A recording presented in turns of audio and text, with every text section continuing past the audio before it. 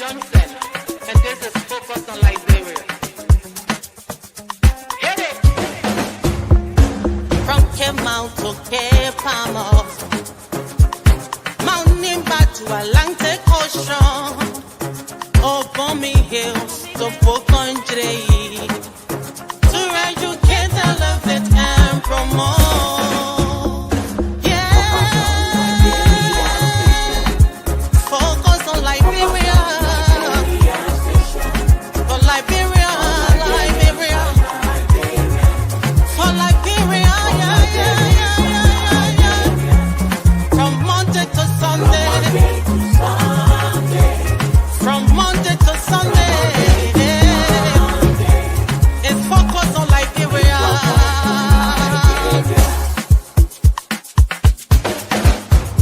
Talk about home affairs. Hey. In diaspora. Current affairs. Reliable information.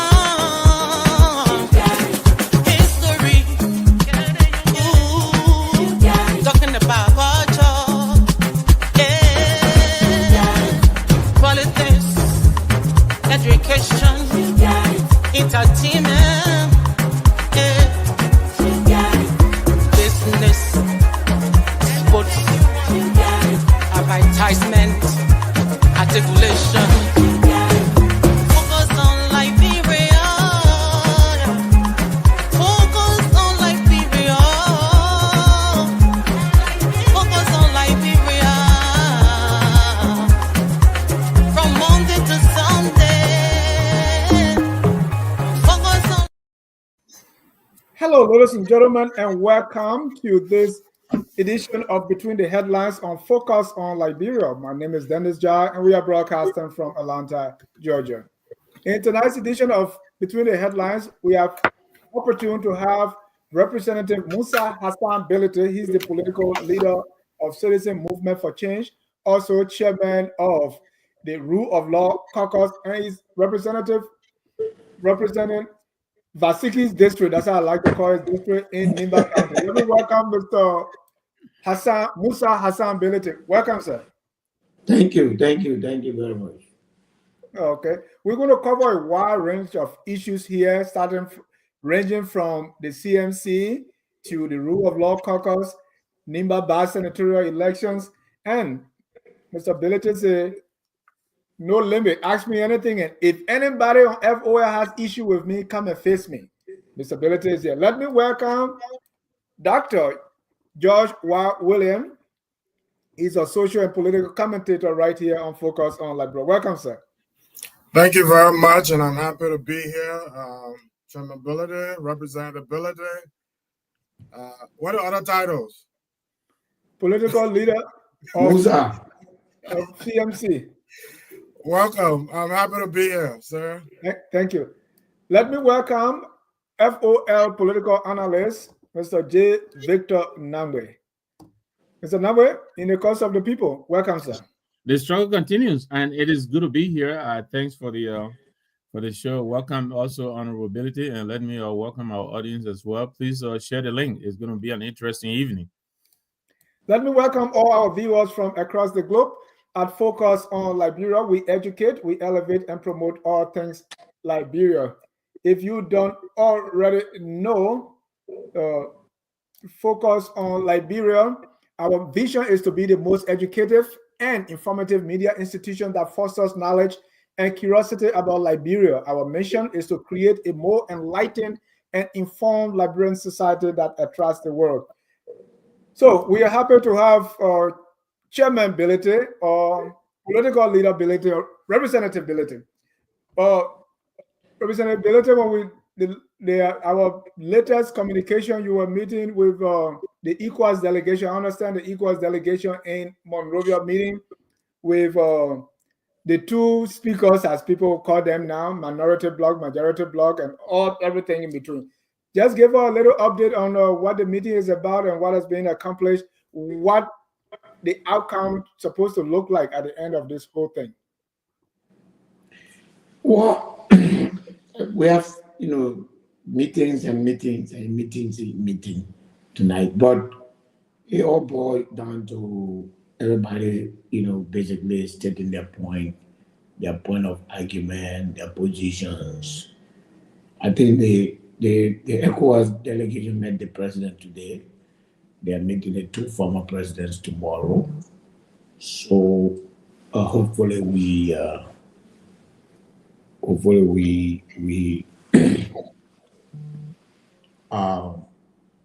we just want to come up with a resolution of the crisis. So what is this meeting supposed to accomplish? I understand they're even supposed to meet with Supreme Court. That kind of sounds strange to me. But what is this No, supposed to be? they clarified that today that Okay. they are not meeting the court. The president, two former president, representative. What's supposed to come out of this meeting? Well, everyone is concerned. You see, the war is looking inward now. America, is being American now. Everybody is looking inward. Europe is looking inward. So, ECOWAS' position is that this internal conflict, if they explode into something bigger, the war will not be there to help the way it did the last time. So it's better to prevent it. And they've lost a couple of members or they are at the verge of losing a couple of members to this. And so they want to be very careful how they work together. And so they're concerned security-wise. And also, you may appreciate the fact that ECOWAS is the first line of action when it comes to crisis in Liberia. So they rather engage in prevention than resolution. So I think they are taking preemptive actions. It is real. The government right now is not functioning. There's no oversight for 6 months. Nothing in the executive has been held to account. I'm sure the folks in the executive are enjoying that, but the Liberian people are having a short end of the stick. So hopefully we can resolve this and move on. Okay. We have a lot of things to cover, so I'll bring in my colleagues. But before I bring them in, let me ask you this. Is this really embarrassing that we're not able to accomplish anything? The Capitol building went into flame and all kinds of things taking place, and still we can resolve it that ECOWAS have to come again, another ECOMOC. Is this embarrassing to you? Yes, it is. But our conscience, we in the Rule of Law Caucus, our conscience is clear. We have, on the 22nd of December, requested the president of Liberia for a meeting. He granted the meeting. We presented a proposal for resolution. And in that proposal, we told the president that if the speaker is the issue, the speaker will resign, and then we can have election to end this matter. The president received the proposal and has yet to come to us. We've gone beyond that.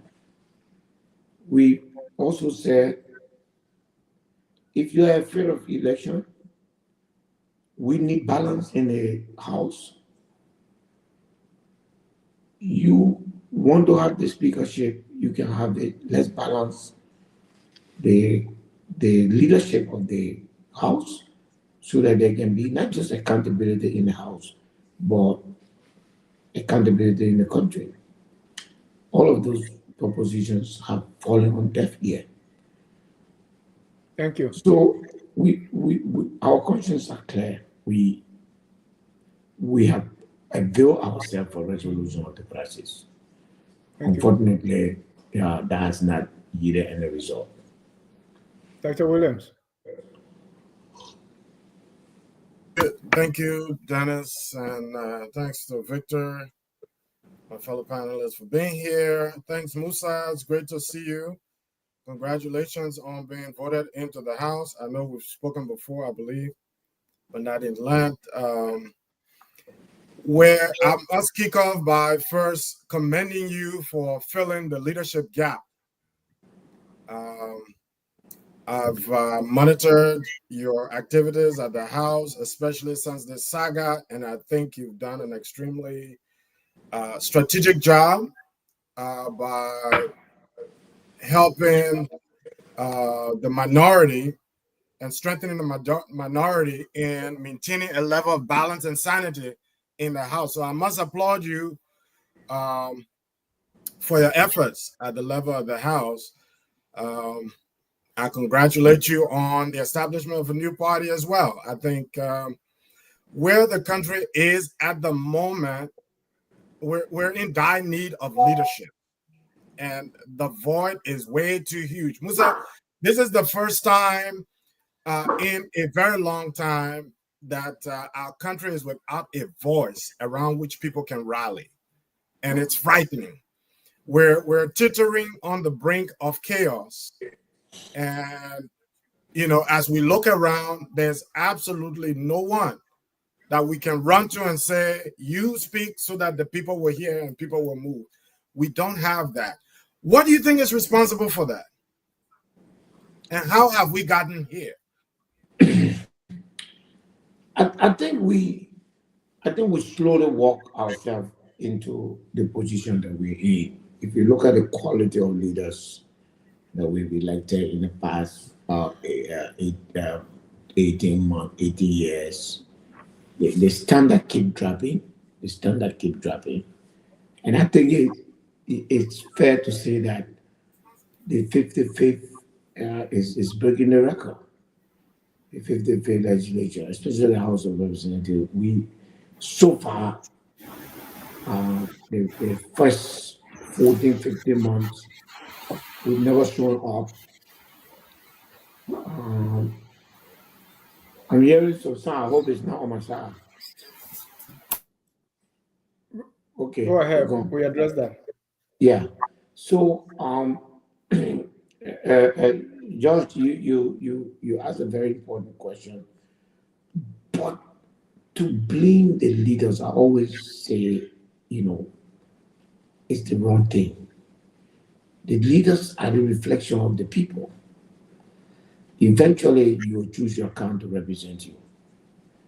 So, the question we need to ask is that, are the current leadership a true representation of the people? And if they're not, are we ready to stand up for that? One of the fundamental reasons for this is that we never build political institutions, for instance. Our constitution, our laws, election laws, are all individualized. Political parties are nothing but vehicles for individuals to achieve their goals. So political parties are not setting agenda, they're not setting goals, they're not taking positions because they have no authority. Kabila Jane, for instance, will still be a justice today if political party has strength, because the United Party at that time stood up against the removal of Justice Jane. But guess what? Their partisan in the Senate defied them and voted to remove him. Kofa would not have been harassed as he is today had CDC lawmakers listened to the CDC and stood by their own speaker. Okay. Because there's no correlation between the individual and the political party they represent. Politics is individualized. Unless we take it back, change the election law, and I can assure you that at this very moment, the CMC is writing an amendment to the election law to ensure that if you are on the party ticket, either you agree with what the party say, the party position, or you resign your position. Otherwise, the party will have the right to recall you. That's how democracy works in most of Africa, in the parliamentary system, in most of Europe. In that way, the party can stand up to say, this is our position. In that way, election is easy. People know that this is a conservative party. People know that this is a liberal party. So this is the party that will increase tax. This is the party that, so politics becomes issue driven. But today, and unfortunately, it's not. And so, unless we do that, and we will try to do that in the CMC, to try to commit people, like yesterday, our candidate for Senate had to sign, a certain contract, committing himself to the position of the party. I mean, and even if the court denies us, but tomorrow if he veer off, we'll use that document to sue him and take him to court because we have a contract. So the system right now is too personalized, George, and I think that is what is taking us to where we are. There was misinformation coming out of the meeting today. Some say, hey, the Kun group, they throw the people outside. Kun group came out to clarify that no, it's not true. What do you say? Was there any hostility today towards the ECOWAS delegation? Thank you. Victor, your question. Yeah, I'm glad you clarified that. But welcome to the set, Honorable. And for full disclosure, when you were chairing the CPP, we were also working as a national campaign advisor for the CPP. But of course, the CPP has dissolved. We met briefly, but informally. But welcome to the show, and let me join Dr. Williams in congratulating you in registering your party in such a short order. This is what we've been fighting for over the years, over 40 years now. The ability to enter the space without hindrance. And so, congratulations. I'm already encouraged by what you're saying as it relates to the efforts underway to amend the elections law. I hope there will be time for public comment when you guys are done with that, so that we can hopefully have the opportunity to, even if not to add, but make some suggestions. But I'd like to come back to the stalemate in the House. A number of us are really frustrated. I'm glad you're admitting that it is embarrassing, because this is really an artificial creation as far as some of us are concerned. I just like to know, I know the Freedom Caucus, the Rule of Law Caucus, you took a position not to go under the gavel of Honorable Kun, but then when Justice basically made the clarifications, we noticed you came back to caucus. I mean, you decided you will caucus, but after the clarifications, you decided you were not going to caucus again. I'm just wondering, one, where is the Rule of Law Caucus? Where does it stand right now? And two, given that your numbers are where they are, not close to the majority, what exactly are you hoping to do as the Rule of Law Caucus in the House?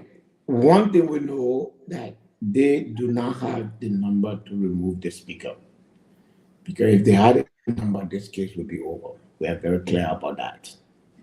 You just call us into session and raise your hand, count to 49, speaker is out. Don't have that. The second issue is, it's not everybody that wants Fonadikofa out that want Rachel Kun as speaker. They are afraid of election. For the rule of law, our name depicts our position. We just want the rule of law to be followed. The speaker has said, given the kind of deception, given the closeness of the people that were with him, that turned against him, he has lost the taste to be speaker. Therefore, he wants a dignified resignation followed by an election. It doesn't matter who wins that election.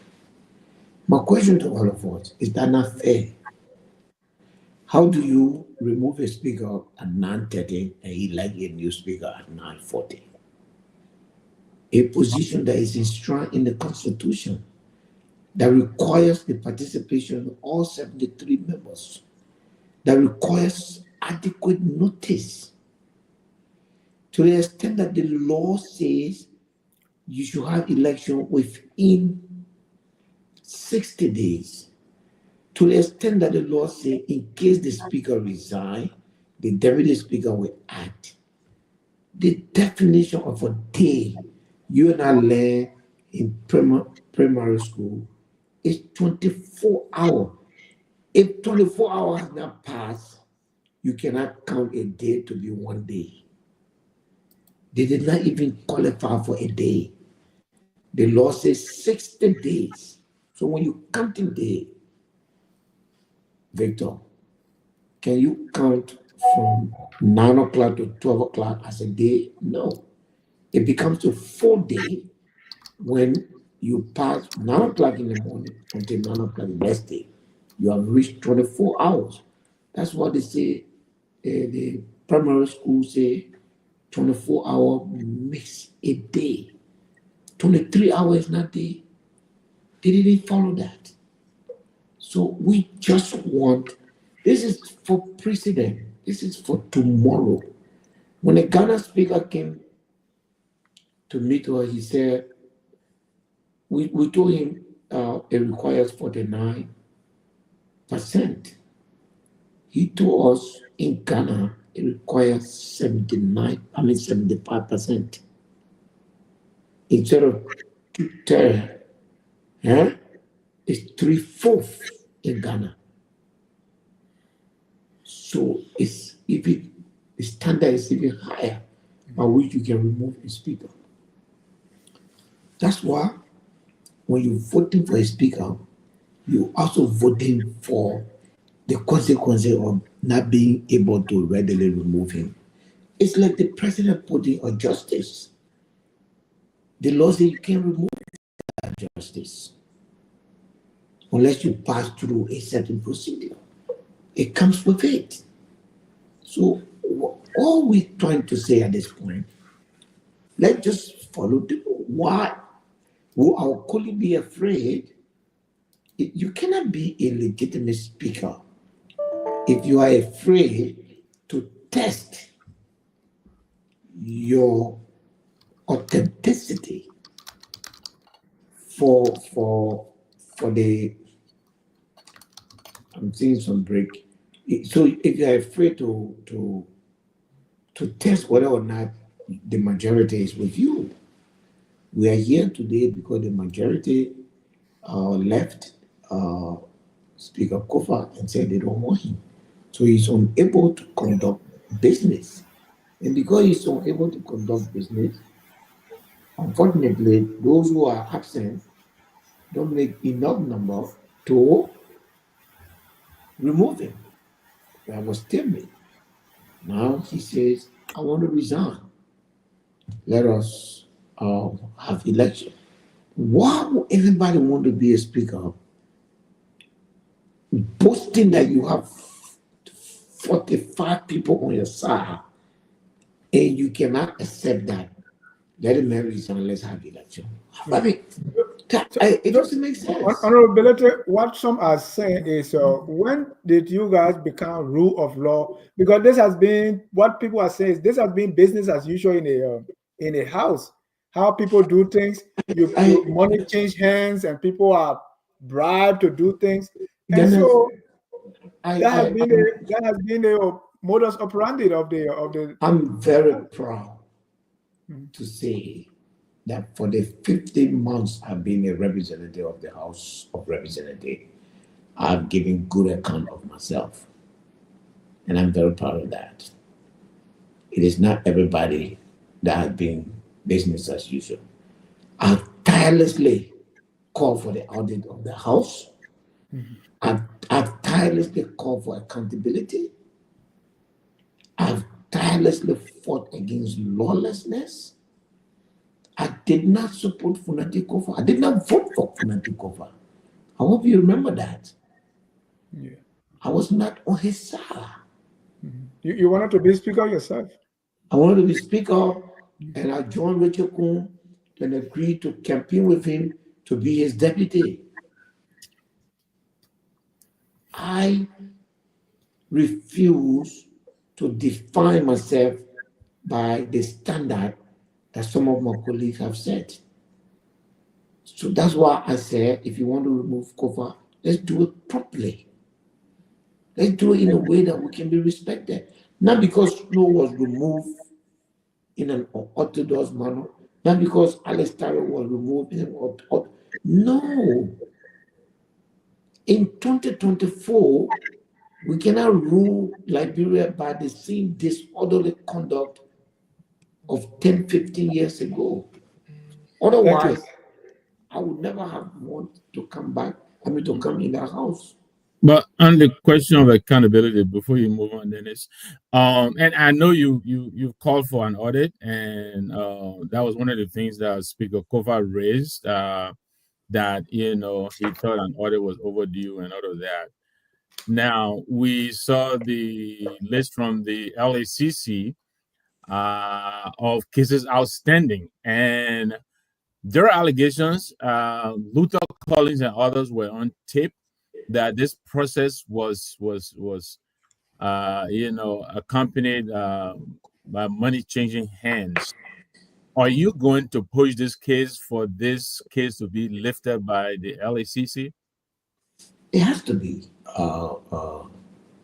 Victor. The reason why that we have to call for accountability is that Liberia would never be straight unless the legislature is straight. The character has to begin at home. If you cannot hold the House of Representatives responsible and make it transparent, transparency will not prevail. So we have to hold ourselves accountable. My name is Musa Bility. People say all kinds of things about me, Victor. I don't get angry. But I remain focused on saying that let's audit. I've said a million times, and I will say it tonight, this government is corrupt to the bone. So if they think that I've done something wrong, don't you think that I'm challenging them to audit me or to go to court? Because there's nothing that I've done. And so I will continue to call for Allah. And I'm defying them in this public manner to say that they have nothing on me. Thank you. And it's unfortunate as Liberians that sometimes we do say stuff about each other without, proof. For me, those things don't move me. Whenever I have the opportunity to clarify, I'll clarify. I guess if I was just in my home, going to work and coming in the evening, probably nobody will attack me. But when you enter the public space, you should be prepared for that. So I am. Thank you. Dr. Willa, if you have anything on that before we move on to the next, which is CMC. On mute, please. Before CMC, I'd like to know from the representative coming out of this debacle, and I do believe that come the 26th, the Supreme Court is going to come out clearly stating exactly where things ought to be. We're hopeful of that, simply because there are too many reasons to do otherwise. My question here is, what have the likes of you learned as far as the governance, structures, and rules in the House is concerned? What have you learned from it? I heard you quote the structure from Ghana. Now, part of the process and part of the reason why we celebrate what the Rule of Law Caucus is doing is that you've set a precedent. You set a precedent not just for the House, but also for the Senate. I'm hoping they're learning. Like they say, when your neighbor's house is on fire, start looking for all the combustibles in your yard and fixing it up. I hope the Senate is learning. But not just the Senate, even the Supreme Court. Kabina Jana is a victim. Balaze is another victim. So we have countless examples of how the laws have been broken over time without recourse to strengthening some of these institutions. I partly agree with you that the leaders we elect most generally represent who we are. And this is the lowest Liberia has come in terms of the quality of leaders. Conversations like these are not just the beginning, I think a continuation of the efforts the likes of civil society organizations have put in over the last 20 years to get Liberia out of the doldrums occasioned by the war. I think in so many ways we're still, this is the residue of the war still obtaining, but I think it's the last. As an optimist, incurable optimist, I think this is the last of the residue from the sifter. You know, post 2029, I see Liberia moving sky high like we did in the 70s. But I'd like to hear from you. And you know, you and I, we differ on a lot of policy issues. That issue with the Elections Commission is open to debate, but we can have that another day. But what have you guys learned from this exercise that you're willing, come post March 2026, to put into force, especially regards governance in the House? First, there are several lessons, George, several.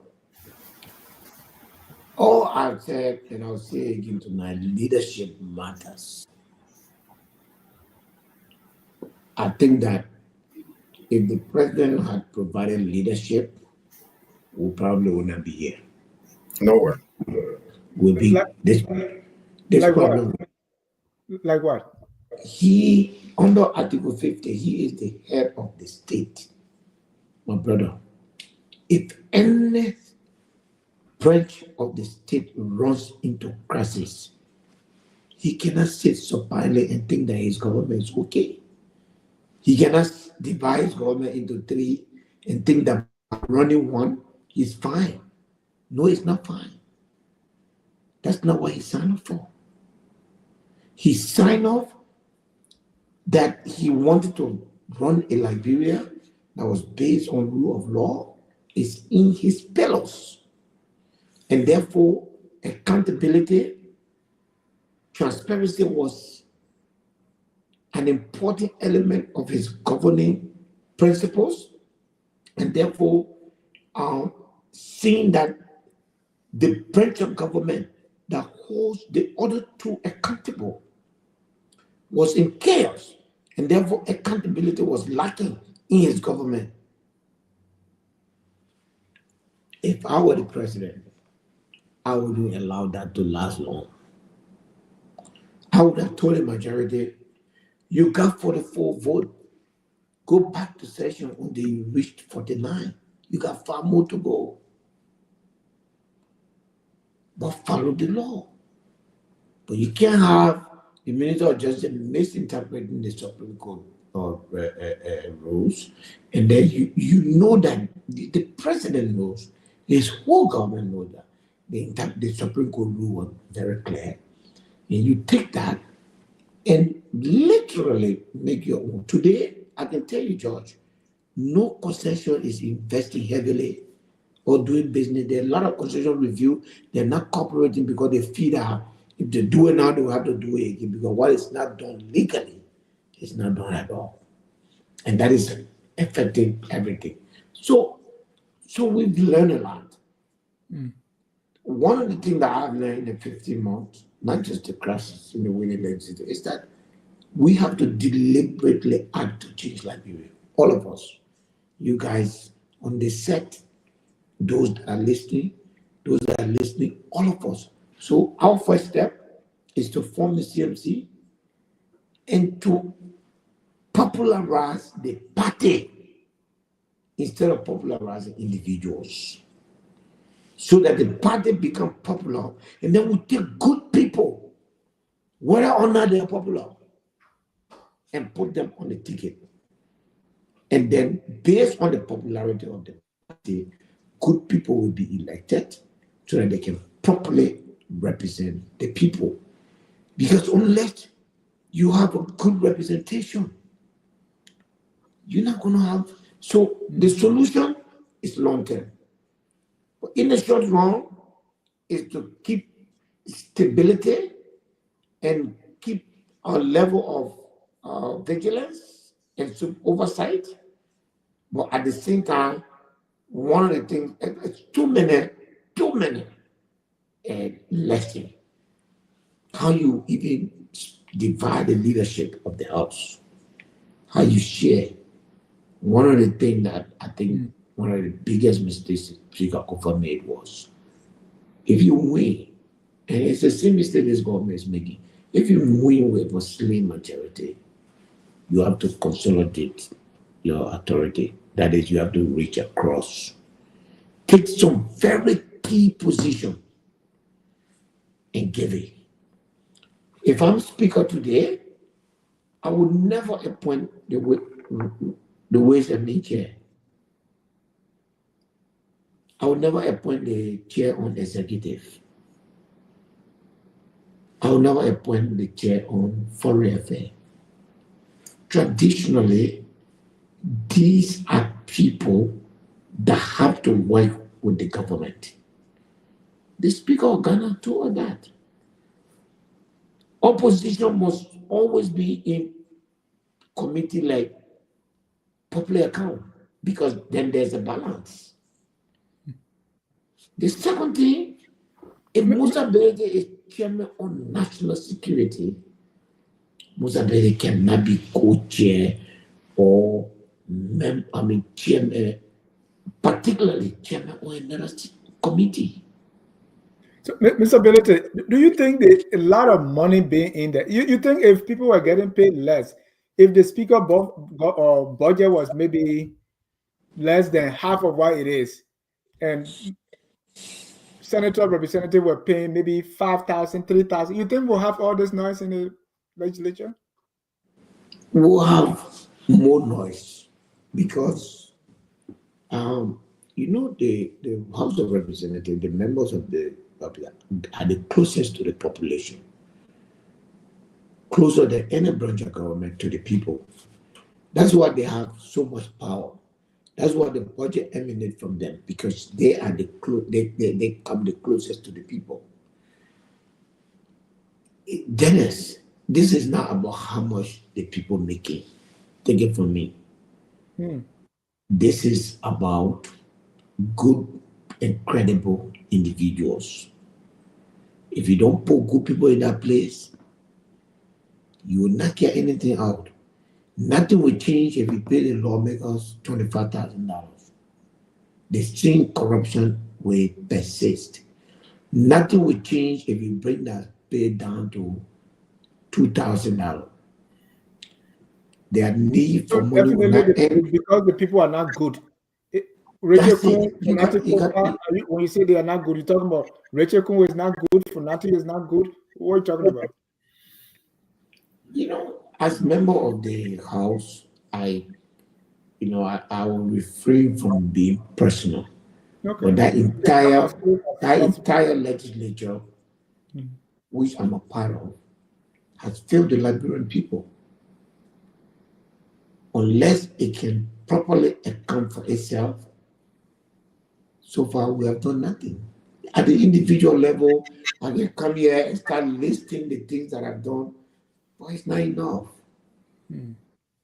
It's not enough. Right. We have to do it as a team. We have to do it together. And so far, we have not done it.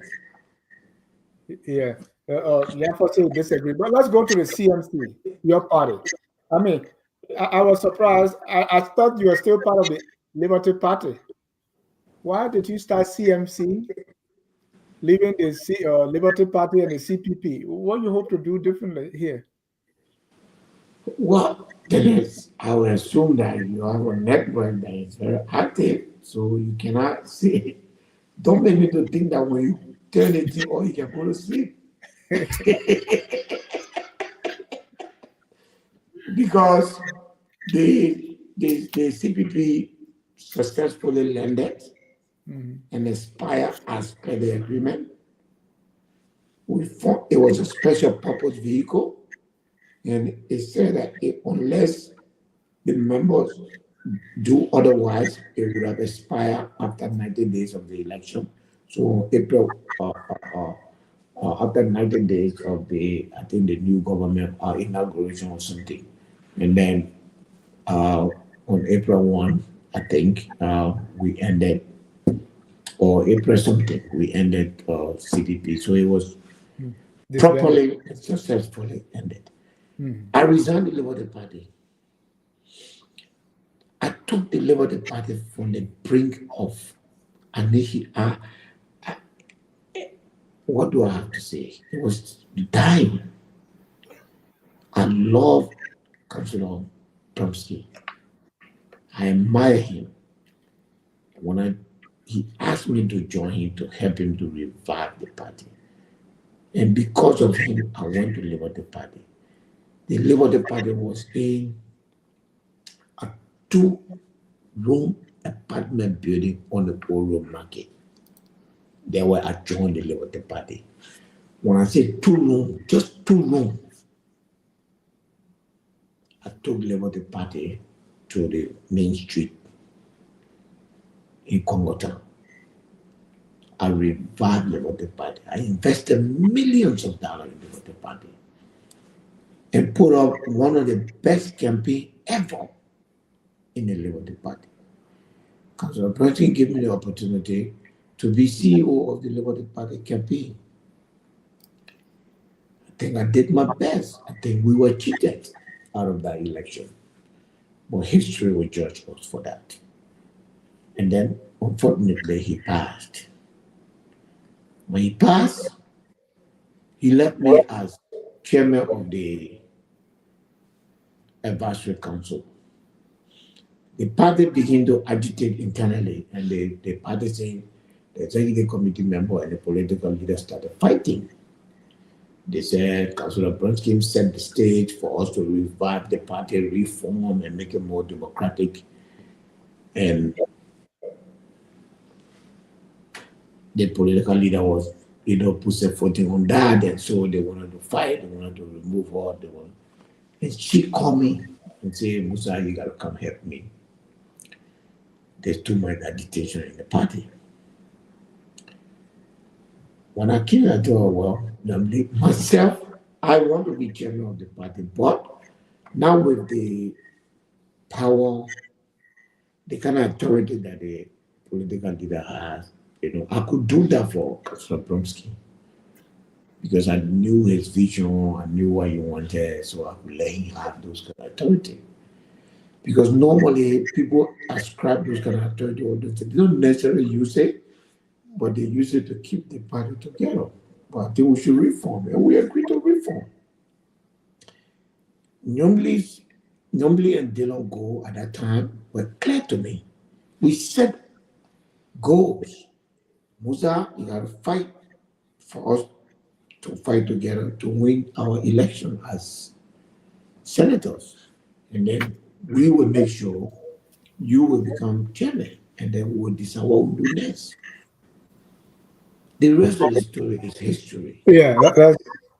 And even though we won them in their attempt to undo what we did at the convention, the codes stood by us, the election commission stood by us, but I concluded that journey had to come to an end because I was not able to erase from the individual mind, in the mind of the individual, that we had snatched away the People Party. Because the conflict became tribalized. People successfully sold the notion that Liberty Party was a Bassa party, and I've taken the Bassa people their party. I realized that there was no way that I could have, I couldn't get out of that. And I thought the best way out was to leave the party. Okay. And that's why I left the party. Let's come to the CMC. And of course, having reached in the house and saw the mayhem, the corruption, the thievery that is going on there, And everything that I've seen in political parties in Liberia, I have absolutely no confidence in any political party in Liberia currently. And I said, I want to set up a party that is truly popular and it's a movement, but besides that, it becomes an institution. So if God bless me with a few dollars, I want to use that to build institutions that will belong to the party. For instance, we have 5 regions. We're going to build 5 regional headquarters. All of those headquarters will be built on the party. We'll buy land, and the land owner will be Citizen Movement for Change, not Musa Bility, or not my wife, or not my daughter. And then we will be ingenious. You know, people may not like, some people may not like my tenure at the Liberia Football Association. But one of the things I did there was that I made the Liberia Football Association independent. From 2010 to 2014, the government of the Republic of Liberia gave $0 to the Liberia Football Association to the national team. I made commercial deals for sponsorship for a national team, for a national team to be independent. Okay. I succeeded in that. And for the 8.5 years I spent as president of the Liberia Football Association, no football team in the Republic of Liberia paid $1 to the Liberia Football Association for anything. Whether that for travel, or that for registration, or that for yellow card. So that's the kind of party I want to build, so that in 2 years, in 3 years, we can search within ourselves and say, yeah, Dr. William, if he decides to join the CMC, we don't care whether he's popular or not. Because the party should not, we are tired of choosing popular people. So the CMC is less interested in popular people. What we are more interested in is good and competent, credible, and patriotic people. Thank The you. party will seek popularity and use popularity to elect good people. Thank you. Let me bring in Victor, because it appears that you were with the CPP and now some of your members. So I'm afraid that you are going to fish in their pond. Victor. Yeah, the first priority goes to CPP members. You don't mind me calling you Musa, do you? No, absolutely not. All right. So what I'd like you to do, I prefer being called Musa. okay. What I'd like you to do, and you almost got to it, but for the benefit of our listening audience, I want you to talk to us about the allegations being levied against you from your days at FIFA, as well as the allegations being levied against Shrimex from the Road Fund. I think as of early this month, the press was still reporting a $3.7 million still outstanding that you owe the Road Fund. Can you talk to us about those allegations, where the facts are, and where those 2 cases are at the moment? Thank you. I appreciate that. Let's go to FIFA. When I became president of the LFA, I'm opinionated. I went to CAF. I saw that changes were needed there.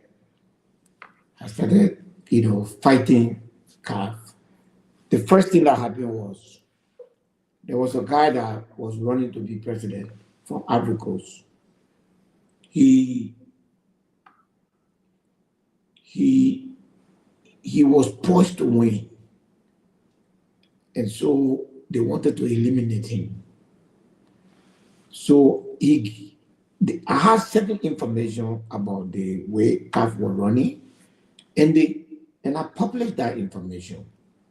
And I was running with it in the international press, and CAF executive committee told me, "Who gave you that document?" And I said, I'm sorry, I can't. They wanted me to say, oh, and this guy gave it to me, they were going to expel the guy. Because it's against the law to take executive committee information and give it out. And they wanted to use me to get it. And they called me in Cairo and told me, Musa, you have a great future. You cannot keep this man. And I refused. And they banned me for 6 months. And I took the ban in stride. I went and sat down for 6 months. After 6 months, in fact, after 4 months, some people intervened and they rescinded my suspension. I was appointed on the FIFA marketing committee. Why were you suspended? Because there was some information about financial impropriety from the executive committee of CAF, not FIFA, right. the Confederation of African Football. Right, and you put it out there. And I put it out there. And you shouldn't have done so. That's what they say. So the question is, how did you get this? Because this is executive committee material, and you are not executive committee. Tell us, how did you get it? And I said, no, I cannot say my source. Because they wanted me to call that guy name. I refused, and they suspended me for 6 months. I accepted it. After 4 months, they rescinded the decision. I came back. FIFA appointed me as member of the most prestigious committee, which is the marketing committee. That's the committee that signs all the commercial deals. And in that committee, I was very vocal, and I stayed that way until FIFA election. And I said, I want to be FIFA president. I'm qualified. And I think that hit a lot of people. And the FIFA cartel began to target me.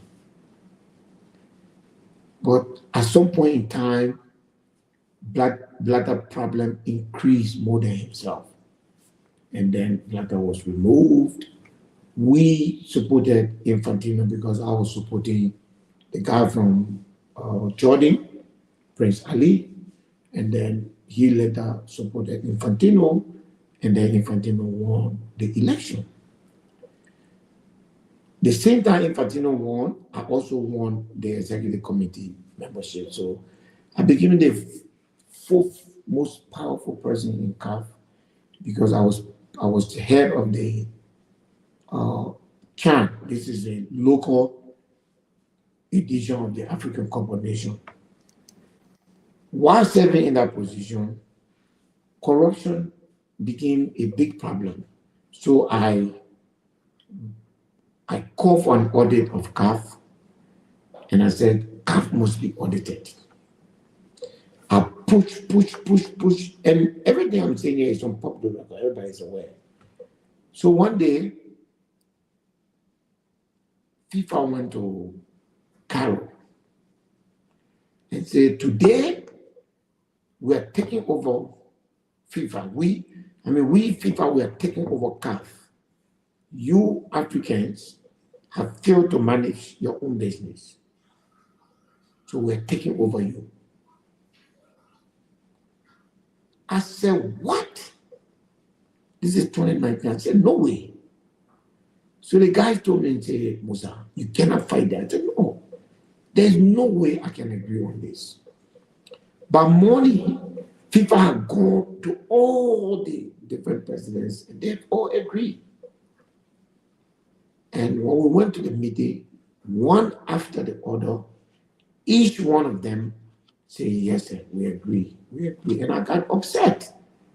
And I said, hey, I don't accept this, and I'm a stakeholder, and therefore I'm going to go to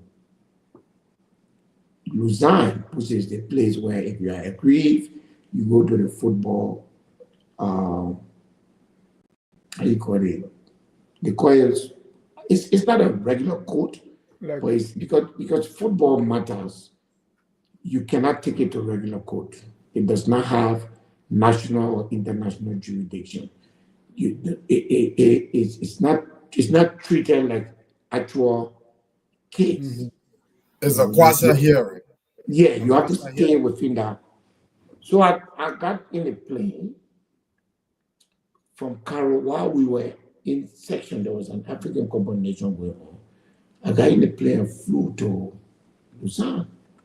But before I left, I held a press conference and said, what is happening inside there is that FIFA has hijacked African football, and I'm not going to be a part of that.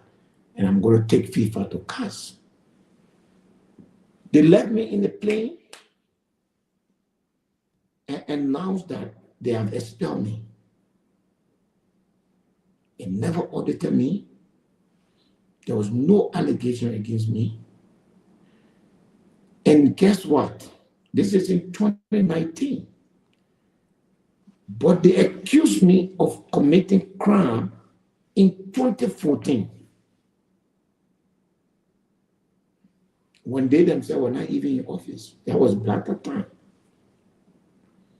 And I said, anyway, I went to court. And so when I filed a lawsuit against them, they replied and said, look, that guy is suspended, he's expelled, so he does not have standing, because it was their only strategy. And I have to tell you, that organization and the CAS, they are working like this. And the people did not take my case. And my country, Liberia, refused to look at the fact that I was fighting that body and that it put a crime against me that I took $50,000. Me, that I took $50,000. When I left the Liberia Football Association, I come in, please.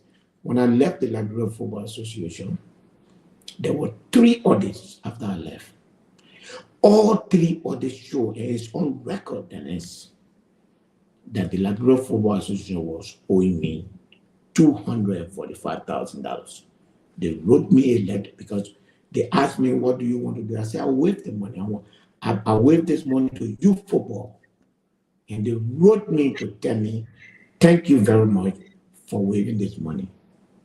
And there's not a single report anyone can show as an audit report on Musa Bility where I was audited and found guilty. An international cartel operated against me, and they used their system to find me guilty. Shamefully, it's the only thing some Liberians continue to take against me and deliberately refuse to look at the fact. Excuse me, the amount in question is being reported as 50,000. It's 50, you said? No, it's not 500,000. They suspended me for 10 years and fined me for 500,000.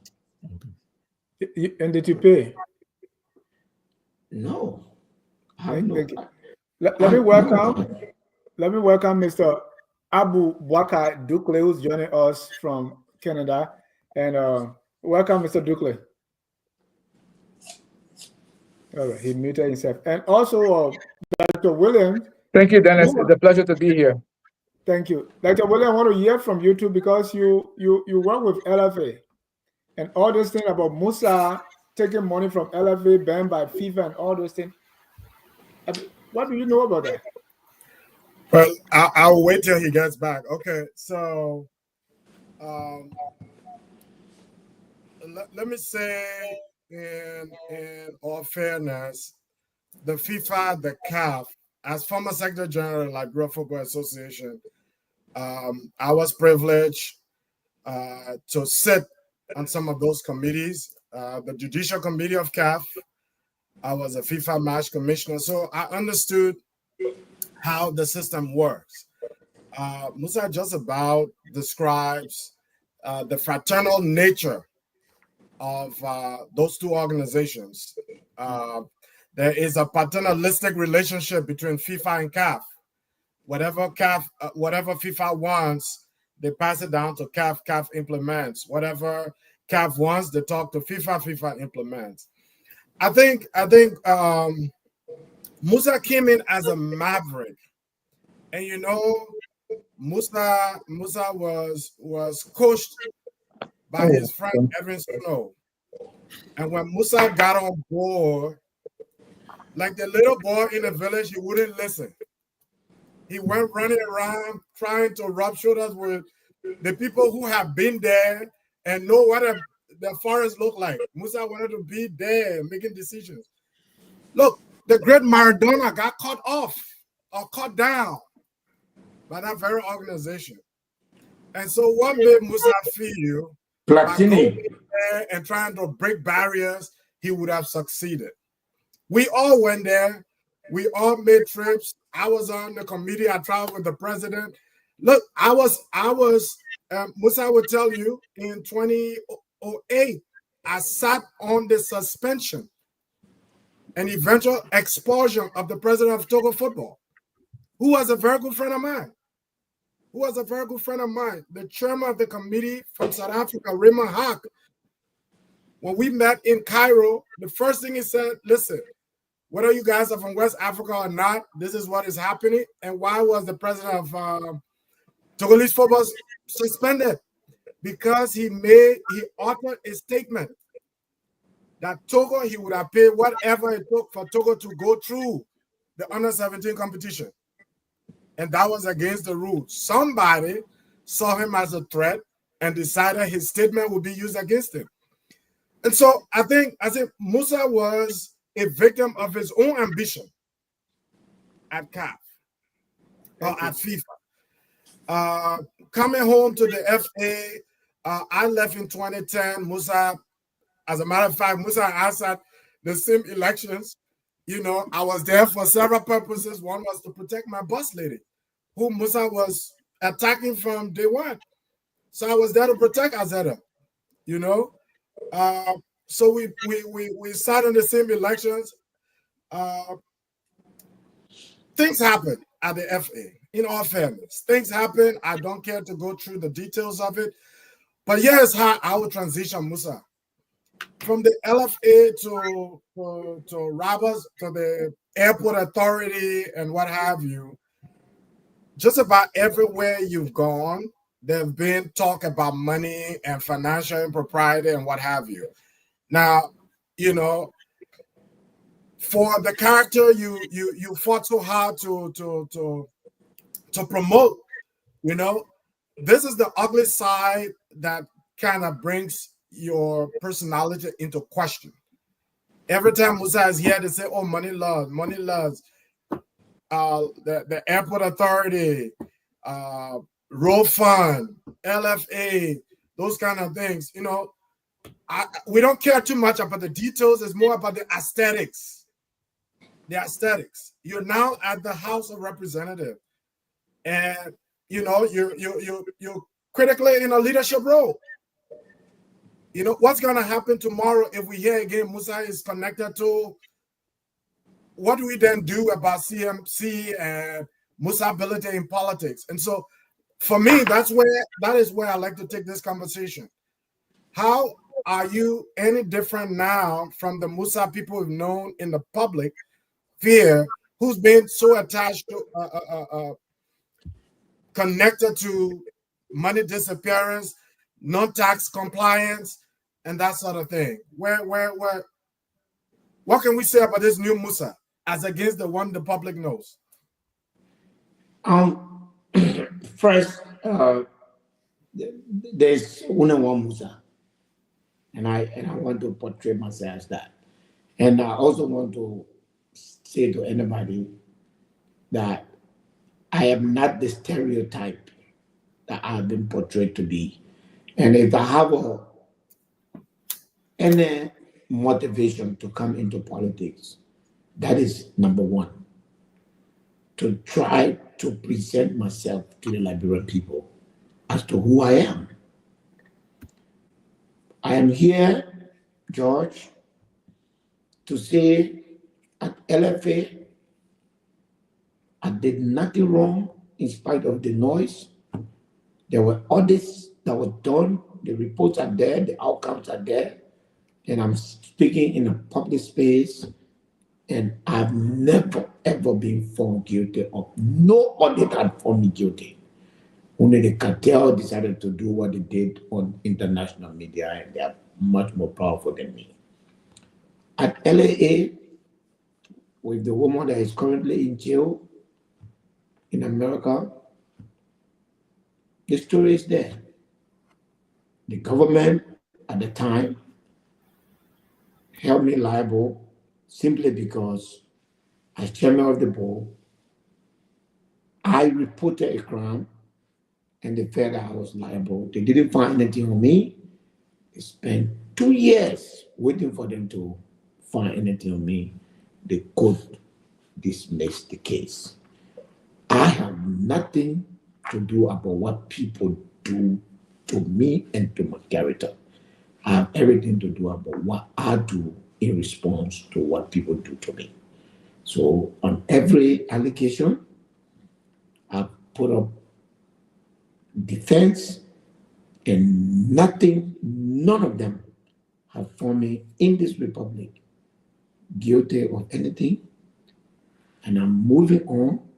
Now I'm in this public space where corruption is rife, where stealing is everywhere.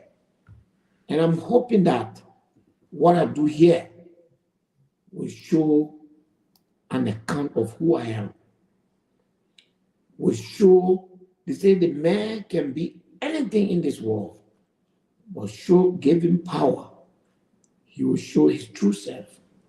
So I'm hoping that I'm showing my true self, and that now that I'm in the public space, if anyone knows me to be anything, bring it out.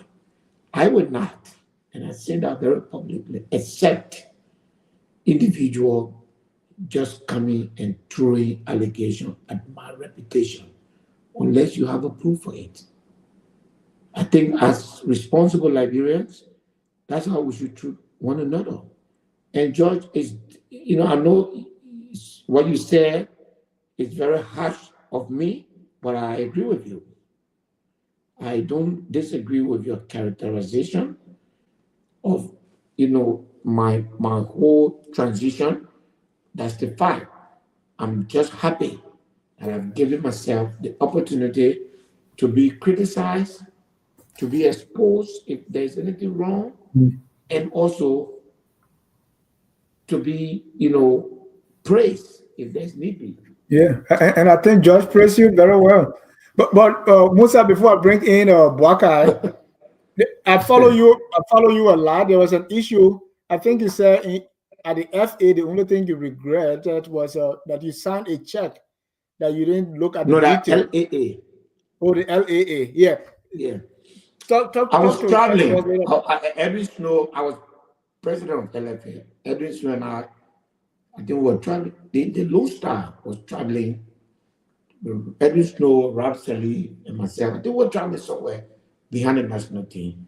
And we reached at the airport, and the lady said, I have to pay payroll while you are not here.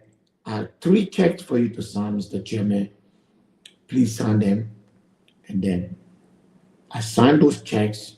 I left it with her. She took the money and siphoned it. Nobody discovered that. Because I gave her 3 checks and I was asking her to send me the report on this check, and she was not sending me the report, I went to LDDR, requested for the bank statement.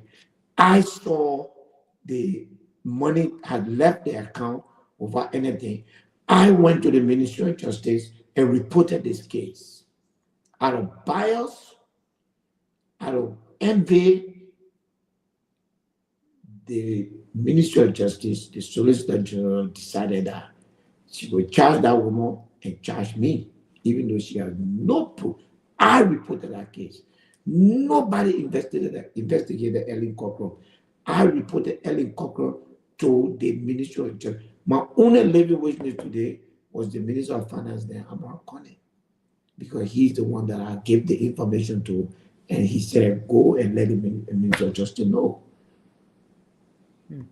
They must not like you. Is that how you feel? What do I say? If again, under normal circumstances, if you see me doing something wrong, And I mean, and you report that and say, this is what happened. Can you investigate? How do you end up charging me, indicting me, and hurting my character? And after you indict me, you spent 2 years and brought no charge against me. Yeah. Let me bring in Mr. Dukley, our man from Winnipeg. Unmute yourself, please, if you have question for our guest. Yeah, Mr. Bility, thank you very much for taking the opportunity to join us this evening. My name is Abu Boakai Dukley, and I'm reaching you from Winnipeg, Canada. I was one of those that were on the panel on Sunday, and we talk about what you're doing, politically speaking.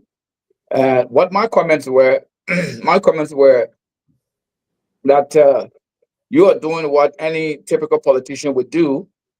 And I felt that having analyzed you over the years, having followed your political activity very closely, what I said specifically was that I think the creation of your party and your candidate that you've selected, you are in it for yourself. You are playing a long game. There are other objectives you're trying to achieve behind that. And my question to you is, I'm sure you are not, you are fairly aware, you are informed about how bad, how corrupt the system is, particularly the legislature. And for me, when I say that you are in it for yourself, and you are not in it for the Liberian people, what I expect is to see something that you would do that will reflect, that will benefit Liberia as a nation, or the people of Liberia in general. Meaning, are you prepared to take on that institution that you are now part of in a way that will reflect in a positive way on the Liberians as a whole? For example, are you willing to champion a cause, for example, legislators reducing their salary?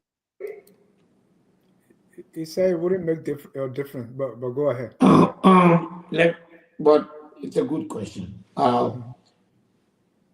Mr. Dukley, thank you. And believe me, I do not react in any way, in any negative form to people's opinion.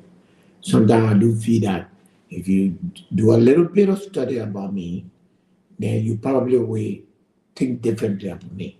So when I had the opportunity to speak to you like this, instead of being defensive about the position you have on me, I used the opportunity to clarify. Maybe that will give you a better chance to evaluate me. Mr. Dukley, the first thing I did when I became a lawmaker is to call for the audit of the House on record. That we need to audit the House and put a system in place. The second thing I did was to ask the House to prioritize Liberian businesses and to ensure that every procurement the government of Liberia does, it must include a Liberian component. Those are on record. The third thing I did is to pass a law in the House of Representatives that will give the best of us. And you may not like it, you may hate them, but some of the best of us are those who have left this country and travel outside. Sit there where you are, learn more, have experience in systems that are much, much advanced and better than our system, to give them the opportunity to come, no matter what passport you hold, to come back to your country and compete for any position. I did that, I passed that law, and the title of that law is Once a Liberian, Always a Liberian. The next thing I'm about to do through the CMC is to make sure that you have the right to vote. Without the $100, $200 that you say in this country, there will be no Liberia. Go check the economic data. Your contribution is unmatched, and yet you are not allowed to vote. You are only allowed to put money in your pocket and send it to politicians and different people. We want to stop that. We want to make sure where you are under a good system that you have the right to vote. And so I'm fighting the system. The reason why you have a conflict in the House of Representatives today is because people are afraid that if I become speaker, a lot of things will be exposed. That's what the fight is about. If you go ask anybody, if you have election today or win, the reason why there is no election today is because they don't want me to be speaker because I'm committed to reform. At the same time, Mr. Douglas, I continue to challenge people who believe that I owe tax, who believe that I owe reform, and I want to say again in this public manner that I don't. And again, I'm saying that this government is corrupt. They can steal. They are everything. So let them go and hold me now. Think about that. You really think that your Unity Party knew that there was something on me that would take me to court? You think now they wouldn't do it? They are picking force on innocent people, 10 new people and removing them. You think that I will be where I am? No. But those are allegations, sir. And for me, it is okay. Because if I hear it from someone like you, I see it not as a criticism, but as an opportunity to clarify. So I'm systematically involved in fighting for reform. Unfortunately, the majority right now is not on my side, but that will not stop me from fighting. Thank you. Thank you. That takes us to another one, which is the Nimba senatorial by-elections, in which you are a key player. I watch you saying that the vice president should have no business. And say, what is Musa talking about? Where in this world you don't want a politician to take part in election that is affecting his country? And he's a politician, right? I mean, I don't know where that talk came from. Maybe you can clarify. You also you just dedicated the Tiawan Gongo Bridge, and it was reported by Focus on Liberia. Oh, after that bridge, Tiawan Gongo has not endorsed your candidate. Let's talk about the local Nimba by elections and your role. Well, I mean, we are excited, very excited to be part of the Nimba election. I like to do odd things. I think by now you guys know me. Like George said, I like to rub shoulder. Sometimes it's a characteristics. There's nothing wrong with that. When I say I wanted to be FIFA president, people thought that I was hallucinating. When I say I wanted to be represented in District 7, where half of the population Mano, half Gio, the people thought that it was impossible. Given the war, the deep tension between Mano and Gio on one side, and Gio, Mano, and Maduro on the other side, that it was impossible. I like to try things like that. So we have our party, we have our candidate, and we are participating in the election. And we just want to challenge the people to say, hey, give us a chance. You know, we want to take up the country, clean it up, work harder and harder. We have a great plan for Nimba County. You know, the bridge you saw us breaking ground for will connect almost 400,000 people from District 6 to District 9 into District 1 in Bon County. That road today, if you leave Tapeta You come to Seklepie, you come to Ganta, and then you come to Palala.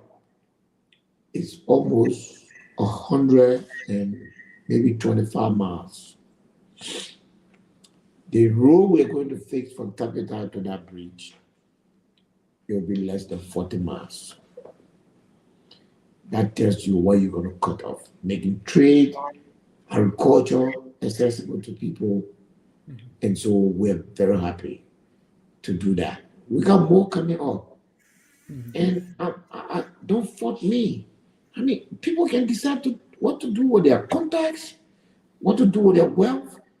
If I use my wealth and my contact to gain political capital, at the same time the country is benefiting, I don't think that there's anything wrong with that. But why you didn't want the vice president to be in the election too? You scare him? No, the vice president, I believe, should take my advice. Look, he's the one that wants to be president. Nimba is a very five-state county. I believe that, what he loses by standing on one person's side is far more than what he would gain by saying, I'm here, Koga, I support you, here is what, here is money, go and campaign for yourself, but whoever becomes senator, I'll work with that person. Send a signal that you are magnanimous, send a signal that you work with everybody. Send some signal out there that show that, we're not afraid of the vice president. I mean, we can take him on, as a politician.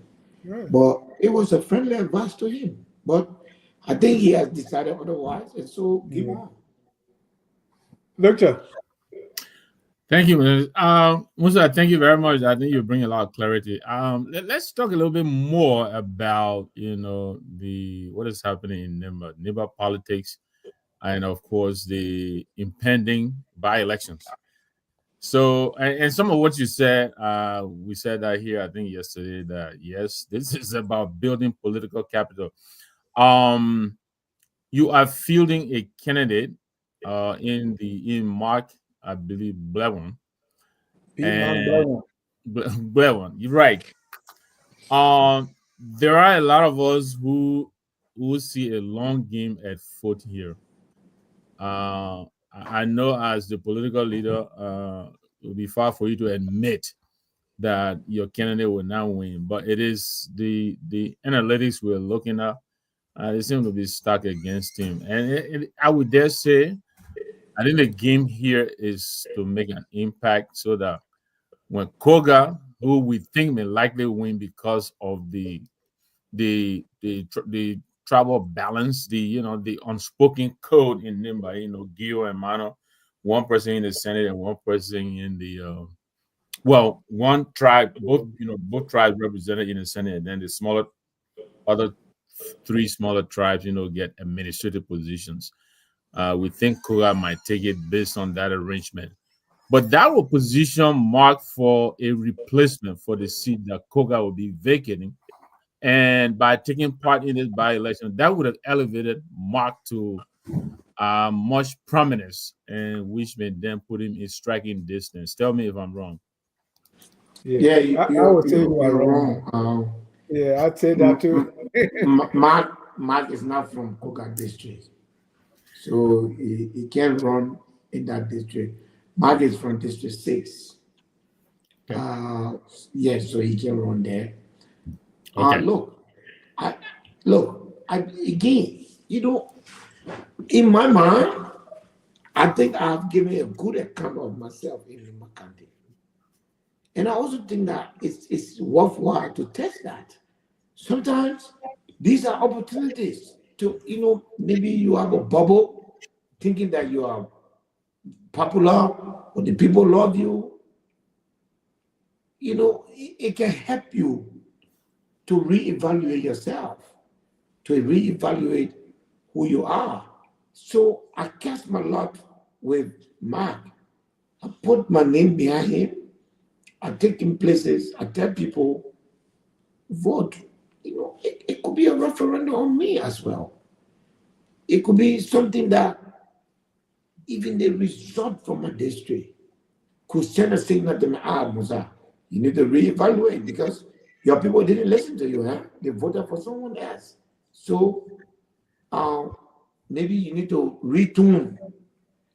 And for me as a politician, if you have an opportunity to reevaluate yourself before even putting yourself on the line, you should do it. I think this is an opportunity. So I'm not, Chief, the first step towards defeat is the fear of defeat. I don't Right. fear defeat. I take defeat in stride and look at what I've done wrong and correct it tomorrow. And like Bob Marley said, he who fights a runaway lives to fight another day. Thank you. Mr. Dukle. Dennis, if I may jump in quickly.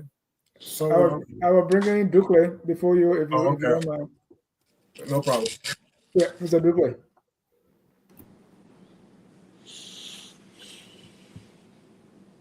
On mute, please. Go ahead. Can you hear me? Yes, sir. Yeah.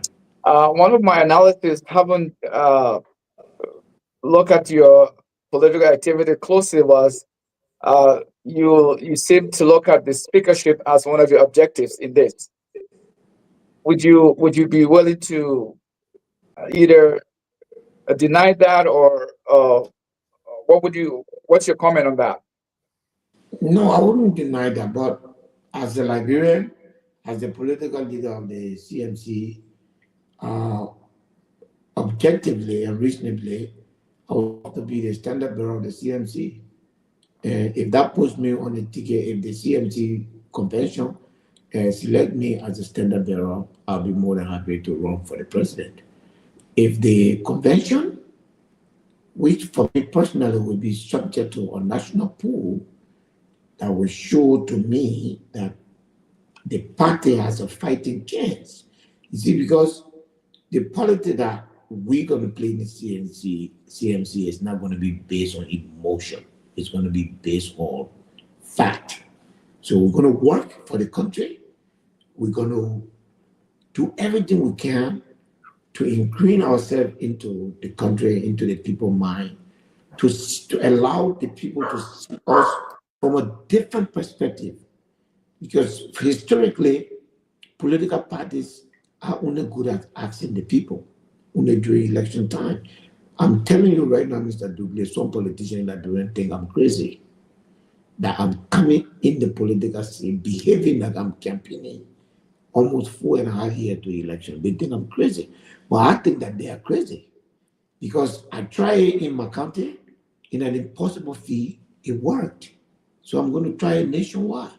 Take care of the people, go to meet them, get your people locally. And the things you see us do is not just from the blue sky. Our team on the ground pick up the most urgent and the most important development needs of communities and bring it to us. And when you take care of people, most importantly, the signal you send to them is that you have a means to know how they are feeling. And people react to that well. So we'll do this. We'll build bridges. I don't care what people say. I work for my money. I know where my money coming from. And I can say here, I have tank farm where people bring their tank, I build it, I put fuel there, people pay me, I put the money in my pocket. Whatever I do is my business. And I decide to put it in the country. And I will use it to my foundation. My foundation is linked to the political party and will do good for the Liberian people. And after 3 years, Mr. Dukley, this party will institute a professional international pool. If that pool come back to say you have done well enough to compete with the quote unquote the main parties, we will compete with them. if the party at that time chooses to put me on their ticket, I'll be more than happy to do it. If that result come and say, in spite of your best, you can't make it, then we will focus on our legislative agenda. At that point, of course, I would love to be speaker. Let me ask you this, Musa, and yeah, I know you kind of signal. Hold on, Victor. We are running against time. Let me bring in Josh.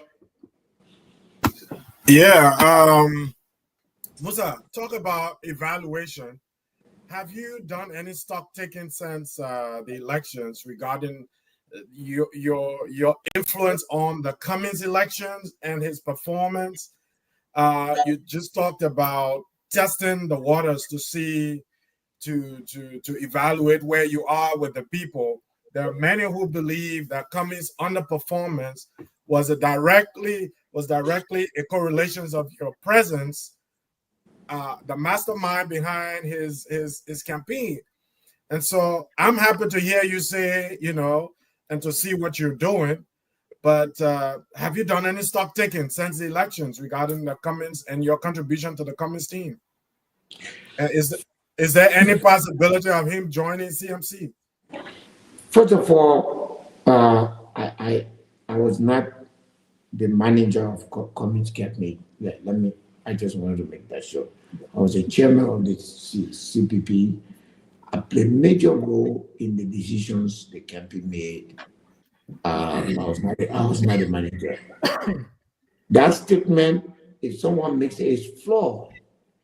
Because if I have negative impact on somebody else, how can that negative impact don't rub on me? I thought I would be the first victim of that impact, and the reflection will go on someone else. How can I win with a margin that no one has ever gotten in that district since the history of election? No one has won with the number that I won with in that district. And yet, there's a notion that my presence caused Mr. Cummings to lose an election, when it would have been better said if I had lost miserably, and people would have said, yes, because Musa couldn't even win the representative seat. Yeah. But secondly, no, but let me interject, right? People are wondering, how would the people who voted for Musa not vote for Mr. Cummings if he's telling them vote for Mr. Cummings? I mean, how so? Okay, so I would, in the beginning, I told you our politics is personalized. We have not, and I told you that's what the CMC is here to change. And Dennis, this is the fact. The politics in Liberia is personalized. People stay voting for names. In other words, they like you more than they like Mr. Cummings. In some instances, it happens everywhere. Okay. In Magibi, Nathaniel Magay got more votes than CDC. In Magibi. So these things happen. But if somebody say I have a negative impact, the guy reminded me of when we were young. Somebody say, "Oh, I'm going to talk to the girl for you," but when they go, then they talk for themselves. Yeah, at the end of the day, first of all, nobody in the CPP believed that I could have made any positive impact. My role was to be faithful to Mr. Cummings. When everybody was trying to destroy him, when everybody was trying to tear him down, what I did proudly was to stand by him. I did nothing wrong. Besides Mr. Cummings, nobody spent money in Mr. Cummings' campaign more than me. No, not anywhere close. The only person who spent more money in Mr. Cummings' campaign more than me is Mr. Cummings. I did my best. I don't believe in that result. I don't believe that Liberians are so naive that they will go to the pool and cast a ballot for someone they don't know. The Liberian politics is very personal. If you know George William, you know George William. You will never mistake George William for Musa Bility. They didn't know Cummings. And Mr. Cummings, to get less vote than someone called Appleton, it is a lie from the belly of the devil. It doesn't look. There are few anomalies, and I'm still trying to wrap my hair around it in the Liberian election. That was the first anomaly. Yeah. To see people vote for someone up to the tune of 30-something thousand votes. Boss man, you can take it anywhere in the world. It's not true. We Liberians, we are passive people. We see fraud, we see wrongdoing, just as is happening right now with the legislature. But we say, let's move on. But that is an anomaly. The second anomaly, which nobody follows, is that it is practically, scientifically, statistically impossible for more people to go and vote in the second round of an election than the first round. All of those anomalies occur in this election. So hopefully there will be an inquest for history. I don't think that the number ascribed to Mr. Cummings represent his true number. I don't believe that there's nothing that will make Bennett. Thank you. All I want to announce the numbers here. This is Focus on Liberia. Our guest, Mr. Musa Hassan Bility. He is the political leader of the newly formed CMC and also chairman of the Rule of Law Caucus. If you want to be part of the conversation, the number is on the screen, 605-313-6004. The code is 791-403#. And we are talking with Mr. Bility, no limit. And we have others writing their comments, so please do. Victor, I'll give you the chance before Dukle. Thank you.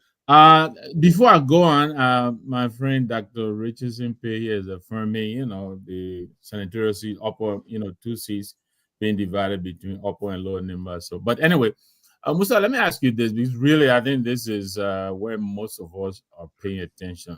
Your pathway to the speaker position. We think if elections were called today, you'll likely be one of the candidates who will be vying for the speaker position. I know earlier you alluded to some of the things you want to see done. In fact, you had started talking about auditing the House and all of that. But lay out to us, say first, maybe your first 100 days, if you were to ascend to the position of speaker. One of the things that a lot of us are concerned about is the amount of money that this House is clubbering from the Liberian Treasury. In a bunch of do-nothing people, with all due respect, you are there. But look, I was reading Father's report. They spent, I think, $17 million for 42 hearings or whatever. They passed only 2 bills. 2 bills. Even then, we have to look at those bills and see whether they stand to to scrutiny. What is it that you are going to do to get this burden off our heads, which is the House of the Representatives, including the Senate? There's too much money that is going into this House, and we're not getting our bang for our dollar. If I would speak out today, the first thing I would try to enforce is self-discipline. We have to restore ourselves. No matter what you do as a lawmaker, if you do not attract respect from the people you govern, you cannot govern. And the way to restore ourselves is to recommit ourselves to transparency, is to recommit ourselves to good governance, and to recommit commit ourselves to proper oversight. The structure itself is dilapidated, it's outdated, it's really bad.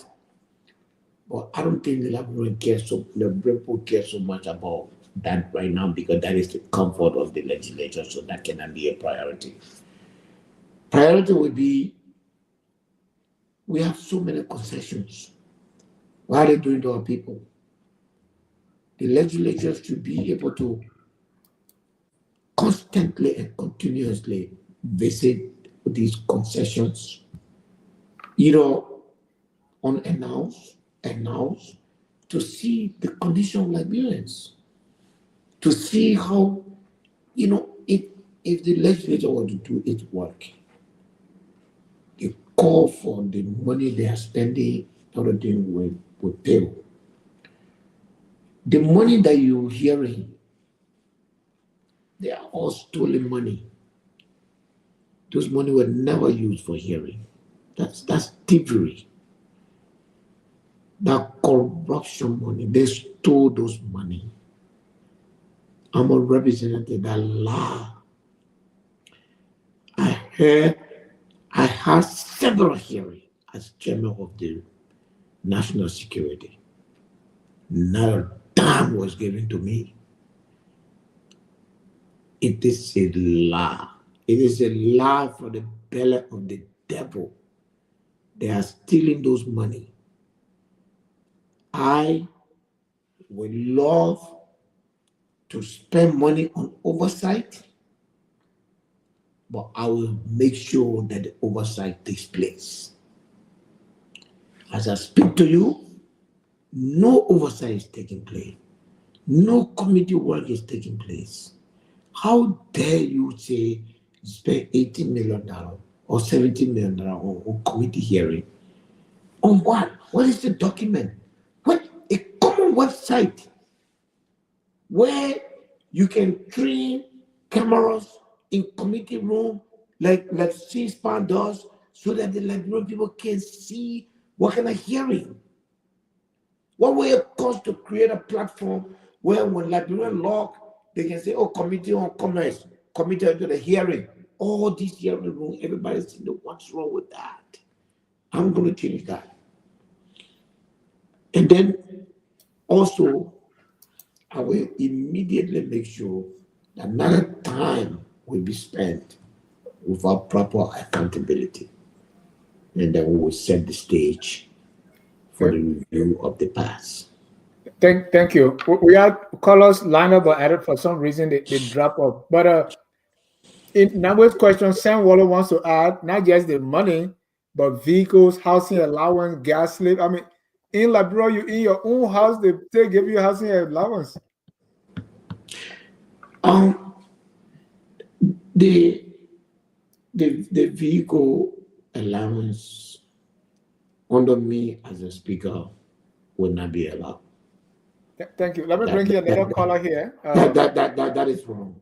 I think as speaker, I will work with my colleagues to make sure from the money they are making that I arrange with vendors to give them vehicle where they would pay every month, whether it's $1,000, $1,500 for their own vehicles.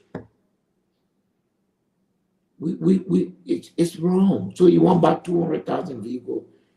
I remember when we entered the house, the banks wrote all of us offering 150,000, 100 as loan over a period of 3-4 years.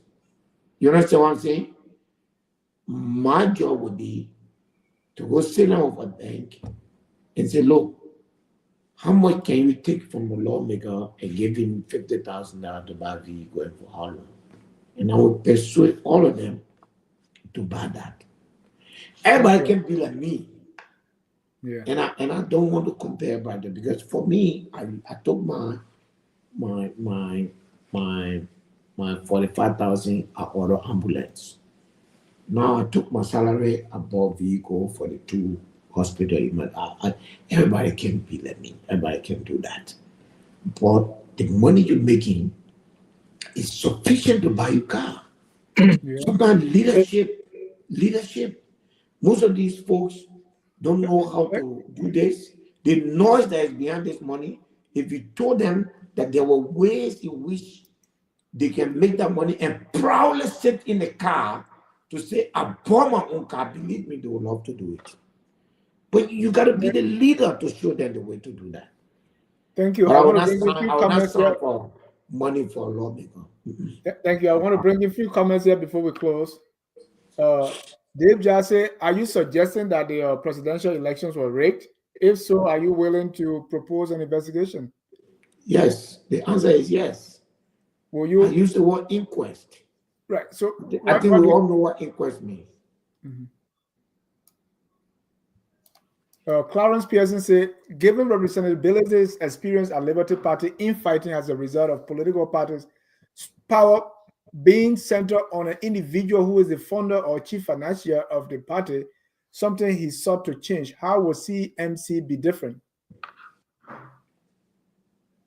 CMC will be different. The political leader of CMC is a Democrat. I believe in democracy. I believe in consultative leadership. And I'm 100% sure that the CMC will operate differently.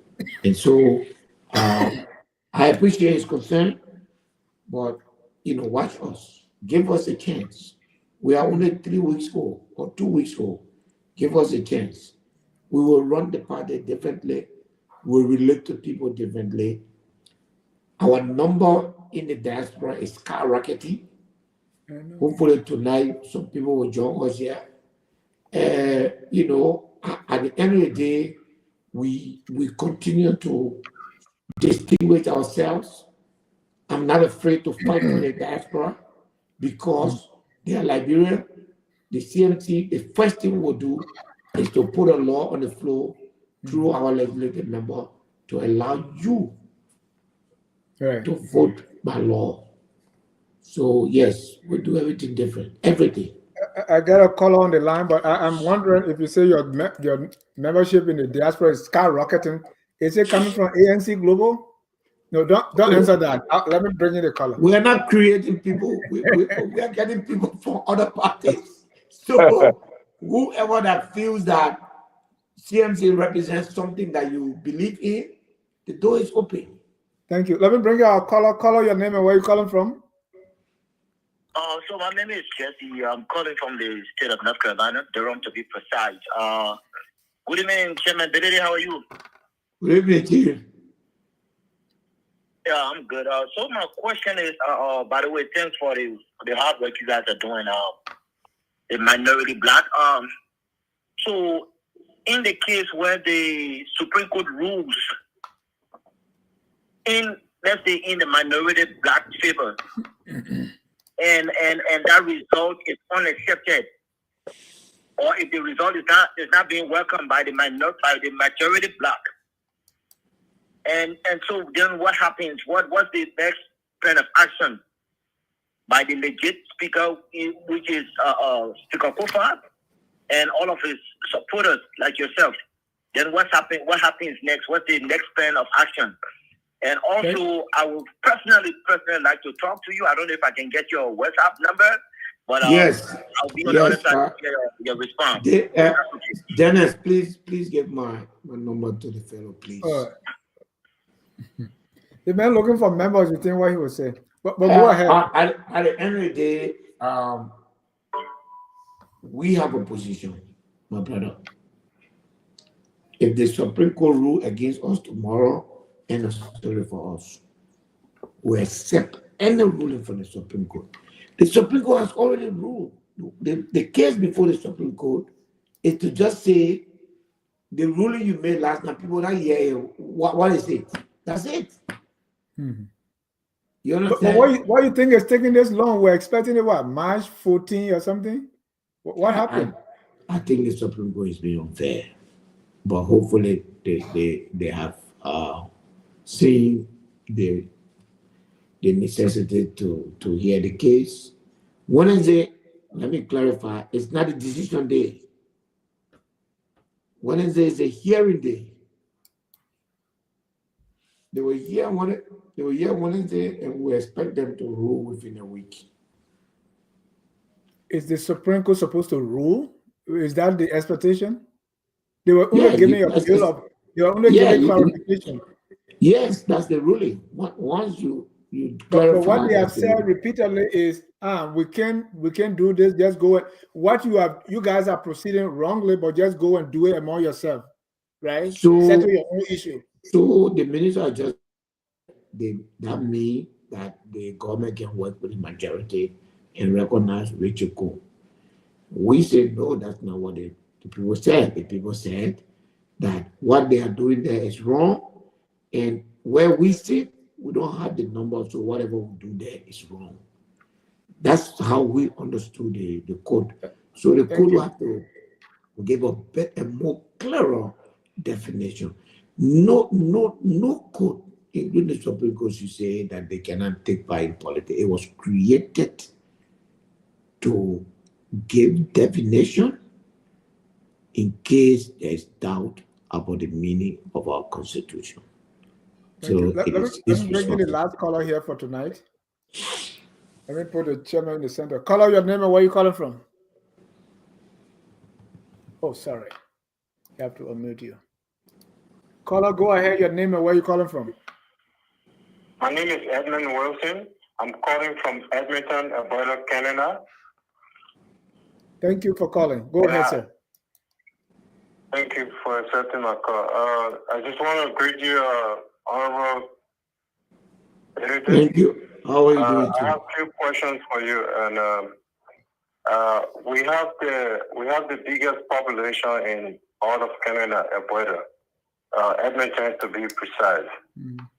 So I'm just wondering, are you planning to visit us here anytime soon in Edmonton, Alberta, Canada? Has political leader or has a representative? Which one? Which Musa you want? I want the Musa that are trying to put down a law in the House that will allow us to have the right in Liberia to vote. Thank you. And we don't want any restriction. I want this Honorable Bility to come and mobilize and us together here and see us whether we can support it here in the House. Thank you. Yes, absolutely, Chief. We're already making plans. I'm meeting the European delegation of the diaspora in Manchester on the 15th of April, and we will be there for a couple of days. I'll come back to the election, and then we're looking to visit the U.S. and Canada anywhere between April and May. May and June, sorry. We have 7 minutes to close the broadcast. Wanda Freeman, so if you can answer this quickly, Wanda Freeman is asking, but we want to do all this within 6 minutes and then our closing comment. So if you can be as brief as possible. He said, can Bility comment on the fact that part of his FIFA case had to do with him misleading FIFA that he has never been convicted for an offense, when in fact Stremex was convicted for tax fraud. That's your company. Excuse my language, but he's a liar. He lied. Defy him to show any good case where Stremex was convicted. I defy him. I'm tired of these people coming up and just spewing lies about my character. I find it very offensive and unfair. If you intend to say something about me, please check your facts. My company, Stremex, is the only company in Liberia that fought against cement monopoly and was the only Liberian to ever bring cement in Liberia outside of Cemenco. My company, Stremex, is the only company in the Republic of Liberia that currently operates its own terminal. 100% Liberia owned, no extension, no partner, nothing. I'm very proud of that. And in spite of everything, I've published my asset. I've told the Liberian people where I make my money from. No one has challenged it. And it's still open. It's not my wealth is public record now. So you Thank know you. how I make my money. Look, either you come, let me teach you how to look for money so that you can be like me, or just let me be. But don't Right. come be putting all kind of allegation on me, Hey, allegation on Dennis, me. would there be chance for one or two questions here? I will No, take as many questions. we I'm have here for five. this program. We have You 5 can minutes cut it to off close. whenever you want to. We have 5 minutes to close, so I will be asking for your closing comments before we come to Mr. Bility. Go ahead, Duke, with your closing Yeah, comments. We have 5 minutes to close. Stability.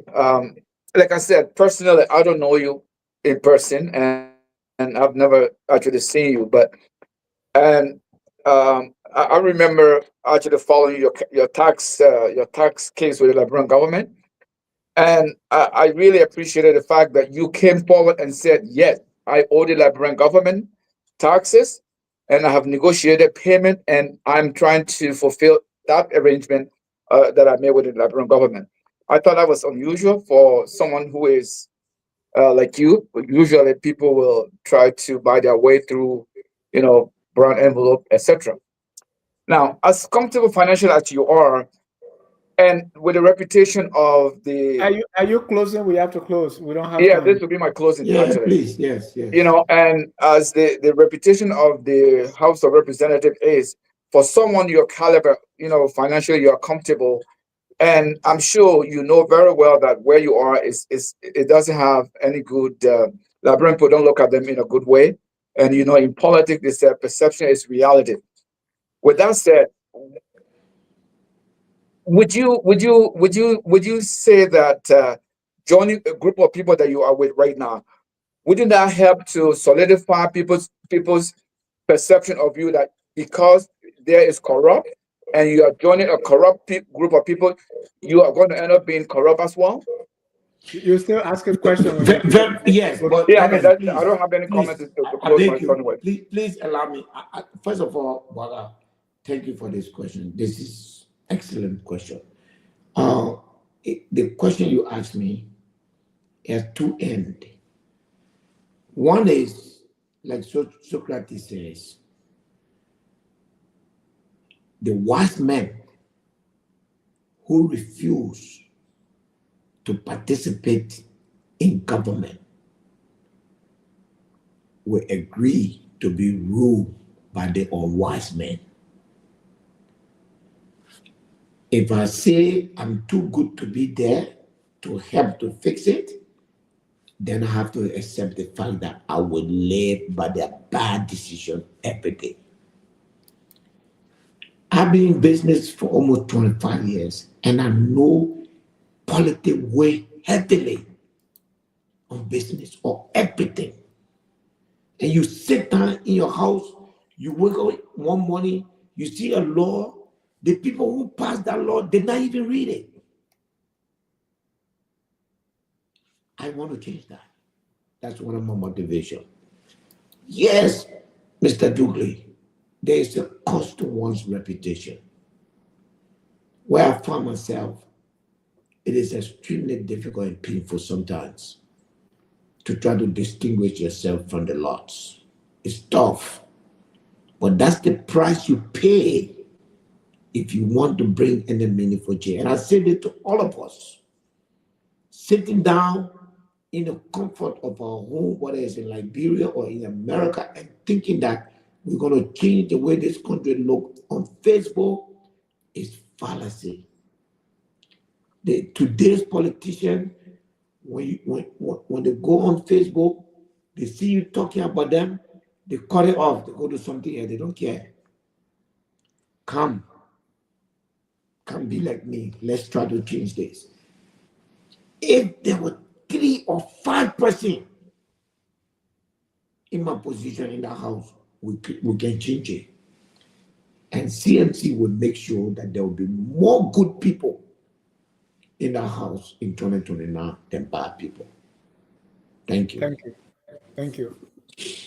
Dr. Williams, your closing comments. Well, thank you, Dennis. It has been an informative evening. I'd like to thank Musa for his forthrightness. I think a lot of what he says provides clarity for skeptics. I wish Musa well in all that he puts his hands to. I trust that Liberia at the end will benefit from our collective effort to make a difference, to turn our country around for the better. And so on that note, Musa, we will be watching. We will hold your foot to the fire. Absolutely. Yes, sir. Liberia is all that we have, regardless of where we are in the world. Liberia is all that we have. And, when it comes to Liberia, we put friendship one side and push for Liberia first. I truly do appreciate the efforts you're making. Your politics is on point. Use whatever resources you have to build political capital. Like you say, those of us far away cannot do much except for sit on these platforms, but it will take us all getting our hands dirty to make a difference. And so we like your call. We hear the call. The effort to transform Liberia rests on all of us, far or near, rests on all of us. And so we hear the call, and there are efforts to make those calls a reality. So thanks for having us. Thanks for the time. Thanks for the engagement. We appreciate it. Thank you. Mr. Nawe. Thank you very much, Dennis, and thank you also, Honorable Bility. Thank you very much. I got to tell you, there are a number of us who are very impressed with what we're hearing, what we're seeing the CMC do. I come from UPP, by the way. This going elections, I supported the CPP. I can tell you that, my guys, we're paying attention. You go see CMC again? Come on, Victor. Go ahead. Are you done interrupting me? No, go ahead. I'm sorry. All right. So while the UPP did not have a candidate in the race, when we don't have a candidate, we support parties who have candidates in the race. So we'll see what the CMC does. But I also got to tell you from the Yola side, we're also hearing your assertion to engage robustly with the diaspora population. We're very impressed by that. For full disclosure, my wife is the vice president of Yola. We're very interested in the out-of-country voting as well. We think we should be able to vote in this 2029 elections. So we'll be engaging you. We'll be engaging the CMC. We'll be engaging all stakeholders in the Liberian political space. It is an honor and pleasure tonight to have you here, and we wish you all the best. Thank you. Dukley, I'll give you 30 seconds for your closing. Thank you, Dennis. I want to say, Honorable Bility, thank you very much for sharing your view with us today and making some clarification on some of the things we have heard. And I hope that this should be the beginning of dialogue with us. And as my JNB just said now, me too. I've read what has been said about CMC. It looks good on paper. I've read it, and I just hope that this will be what reflects on you and your backers. And we need something new in Liberia. We need something new. We need something that hasn't been done before. We need somebody who is gutsy, somebody who is some of the things that you have talked about here tonight sounds very good. I just hope that you don't become one victim of the political system that we have. We've seen this before. We've heard it before. People come with good ideas, and suddenly they get swamped by this whole, corrupt system that we've got in our country. I just hope that what you are telling us and what you plan on doing come to fruition in a way that will reflect on all of us. Thank you very much for being here tonight. Thank you. Mr. Bility, thank you for coming. Let me get your closing comments. Yes, guys, thank you. Thank you for giving me the opportunity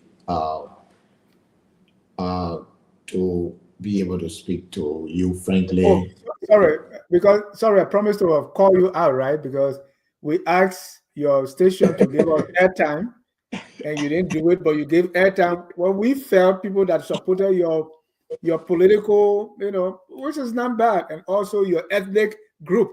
And I made that, and I said I was going to express that to you publicly. Okay, let me before I lose my thought, let me close, then I will answer I'll answer your question. First, George, hey, it was really nice catching up, even though, and as a friend, as someone that I've known for a long time, I mean, boy, you have made such a huge stride. And I just want to tell you congratulations in this manner. We're all proud of you, your friends. Thank you. Given your humble beginning and where you are right now, believe me, we are very proud of you. Mr. Ducle, it was a pleasure meeting you. Mr. Dennis has my number. Sometimes, if there are doubt about me on something, believe me, I'll be more than happy to answer. I think it's important if we choose to be leaders, we must not be afraid to answer questions. When I inform, my officials tonight that I was coming on the show, there were some people that were skeptical, and I told them, I say, there's nothing in my skin that makes me afraid. I just don't have it. God created me like that.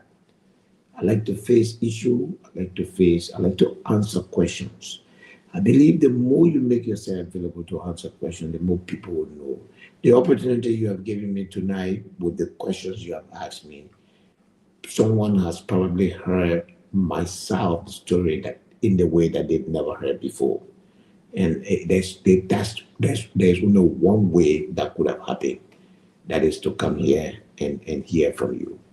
Mr. Nimba, thank you. Thank you for your, methodical, very, very well designed questions that helped me to expand on my goal, my mission and vision and the CMC. Thank you so much. It's always a pleasure.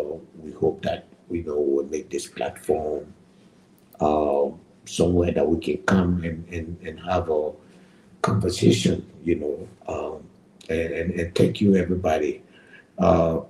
Dennis, look, first of all, your allegation is I reject it vehemently because I think your allegation is more intended to seek my immediate action rather than to because trial is one of the things that I don't expose to. Absolutely. Closing argument is on our network, but I don't know the Mandingo Meda is on closing argument. No, they support your CPP connection. Yes, so which is fair, right? Yes, so because we don't ascribe to any of these parties, and so yes, so you see, Dennis, we are not PBS, we are not I understand. We are either CNN or how you call it, or Fox. Fox. Yes, but hey, in this public manner, I promise that I'll work with you. We do have challenge, especially in the night hours. But you and I will work a schedule that will give you at least 3 times in a week to start with. And if we manage to adjust the time, then we can give you more time. I will work with you behind the scene. I will see my managers tomorrow and see what we can, slot in for you and on what day. And here, you will never be censored. You'll never be censored. And you have the network. I speak to you right now. It seems as though other network go across. No network is further than our network.